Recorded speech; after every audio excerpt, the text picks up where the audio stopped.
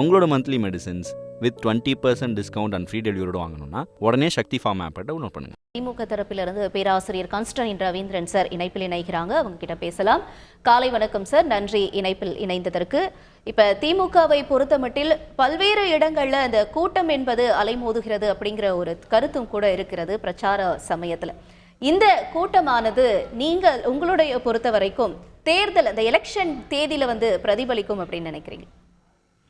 உறுதியாக நம்புகிறேன். அதாவது கூட்டம் வர்றதுல நாங்க தேர்தல்ல பார்த்த வரைக்கும் சில நேரங்கள்ல தலைவர்களை பாக்குறதுக்காக வருவாங்க. அதுக்கப்புறம் தேர்தல் முடிவுகள் வேற மாதிரி இருக்கலாம் கொள்ளலாம். இப்போ இந்த நவீன காலகட்டத்தில் தலைவர்களை பார்ப்பதற்காக கூட்டம் வருவதாக எனக்கு தோன்றவில்லை. எந்த தலைவன் மீது உண்மையான ஒரு பாசமும் ஒரு ஆதரவும் இருக்கிறதோ அந்த தலைவர்களை நோக்கித்தான் வருகிறார்கள் என்பதை இன்றைக்கு நாம் உணர்ந்து கொண்டிருக்கிறோம்.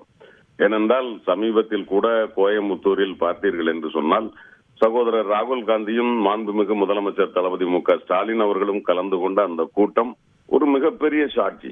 அது மட்டுமல்ல, தலைவர்கள் பேசுகிற போது தானாக எழுகிற அந்த ஆதரவு, குறிப்பாக நாங்கள் கொடுத்திருந்த வாக்குறுதிகளில் ஏழை மாணவர்களுக்கான கல்வி கடன் ரத்து செய்யப்படும், அதுவும் மார்ச் மாதம் 2024 வரைக்கும் மாணவர்கள் வாங்கி இருக்கிற கல்வி கடன் என்று சொல்லுகிற போது எழுகிற அந்த கரவோசை, அதே மாதிரி நீட் கியூட் இந்த ரெண்டும் விலக்கு என்று சொல்லுகிற போது மாநிலங்கள் விரும்பினால் உண்டு, இல்லை என்றால் இல்லை என்று மாநிலங்களுக்கு அதிகாரம் கொடுக்கிற அந்த மாநில சுயாட்சி சார்ந்த கருத்துக்களை சொல்லுகிற போதும், சமூக நீதி சார்ந்து சமூகம் அல்லது ஜாதி மதத்தின் அடிப்படையில் நாங்கள் மக்களுக்கான அந்த மக்கள் தொகை கணக்கெடுப்பு நடத்தி 50% சீலிங் என்பதை மாற்றி ஒரு அரசியலமைப்பு சட்டம் கொண்டு வருவோம் என்று சொல்லுகிற போது மக்களுக்கு ஏற்படுகிற அந்த ஆதரவு, இதெல்லாம் பார்க்கிற போது மக்கள் ஏதோ 10-20 ஆண்டுகளுக்கு முன்னால் கட்சி தலைவர்கள் மீதான பாசத்தால் மட்டும் வாக்களித்த நிலை மாறி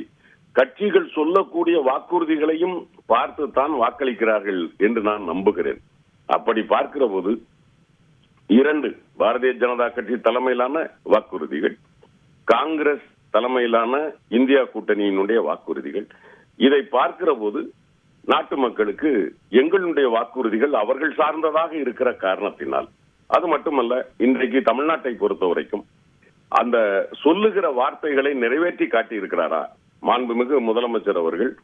அவருடைய சட்டமன்றம், இப்பொழுது சகோதரர் கருணாகராஜன் பேசுகிற போது சொன்னார், இது சட்டமன்ற தேர்தல் அல்ல பாராளுமன்ற தேர்தல் என்று. ஆனால் முந்தியை போன்று தேசிய கட்சிகள் மட்டும்தான் ஆட்சி அமைக்கும் என்ற நிலை இருந்தால் அது சரி.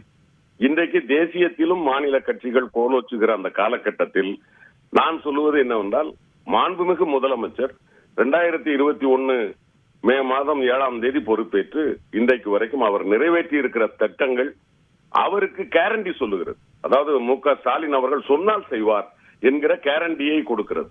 எனவே எனக்கு நம்பிக்கை இருக்கிறது. தமிழ்நாட்டை பொறுத்த வரைக்கும் திராவிட முன்னேற்ற கழக தலைமையிலான கூட்டணி 39 தொகுதிகளிலும், பாண்டிச்சேரி ஒன்று சேர்த்து 40க்கு 40லும் திராவிட முன்னேற்ற கழக கூட்டணி தான் வெற்றி பெறும் என்று நான் உறுதியாக நம்புகிறேன். சரி, இப்ப வாக்குறுதி அப்படின்னு நீங்க சொல்லிட்டு இருக்க இந்த சமயத்துல இப்ப பிரச்சாரம் அப்படின்னு போகும்பொழுது நிச்சயமாக முன்னாள் நிறைவேற்றப்பட்ட திட்டங்கள் அப்படிங்கிறதோ மக்களிடம் எடுத்து சொல்றதும் அது எந்த அளவுக்கு கொண்டு போய் சேர்ந்திருக்கிறது அப்படிங்கிறதோ ஒரு முக்கிய பங்கு வகிக்கிறது அல்லவா? அப்படியாக இருக்கும் பட்சத்தில் இப்ப முன்னாள் நிறைவேற்றப்பட்ட திட்டங்களும் சரி, இன்னும் பெண்டிங்ல இருக்கக்கூடிய இந்த திட்டங்களும் சரி, இது மக்கள் மத்தியில எந்த அளவுக்கு ஒரு நம்பிக்கை ஏற்படுத்தி இருக்கும் அப்படிங்கறத நீங்க நம்புறீங்க? இப்ப நான் இந்த தூத்துக்குடி, திருநெல்வேலி, தென்காசி இந்த தென் மாவட்டங்களில் உதயசூரியனுக்கும் கை சின்னத்துக்குமாக வாக்கு சேகரிக்கிற போது, குறிப்பாக இந்த 1000 ரூபாய் இப்ப நீங்க சொன்னீங்க அந்த திட்டங்கள் நிறைவேற்றி இருக்கோம்.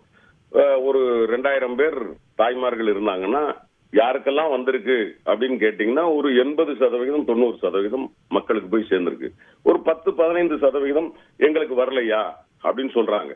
ஆனா அவங்க கிட்ட கேட்கும் போது, அவங்க கிட்ட நம்ம சொல்லும் போது, ஏமா எல்லாருக்கும் கொடுத்திருக்கோம், சிலதுகள்ல உங்களுக்கான பிரச்சனைகள் இருக்கும், நாங்க அதை சரி பண்ணி கொடுப்போம் என்று சொல்லுகிற போது அவர்கள் அதை ஆமோதிக்கிற அந்த தன்மை இருக்கிறது அல்லவா? நீங்க சொன்ன மாதிரி எல்லா திட்டங்களும் மக்கள்கிட்ட 100% போய் சேர்ந்திருக்கிறதா என்றால் இருக்கலாம்.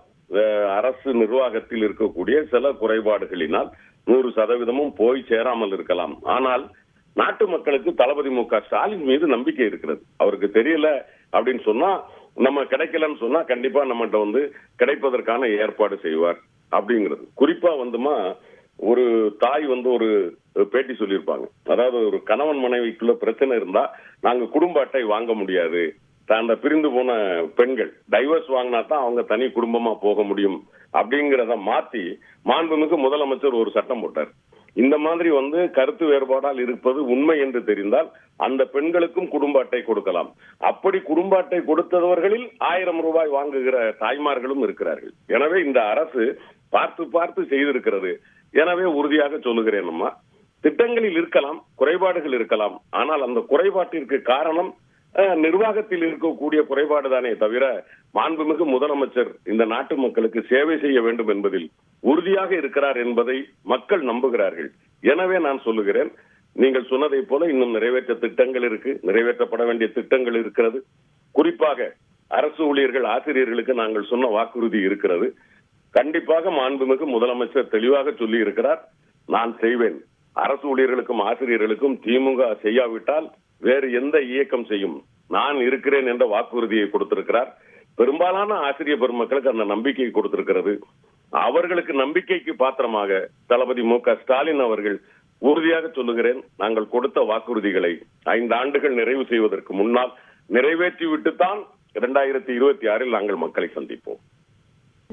நன்றி ரவீந்திரன் சார், இணைப்பில் இணைந்து உங்களுடைய பல்வேறு கருத்துக்களை பகிர்ந்து கொண்டமைக்கு. உங்களோட monthly medicines with 20% discount and free டெலிவரியோட வாங்கணும்னா உடனே சக்தி ஃபார்ம் ஆப்பை டவுன்லோட் பண்ணுங்க.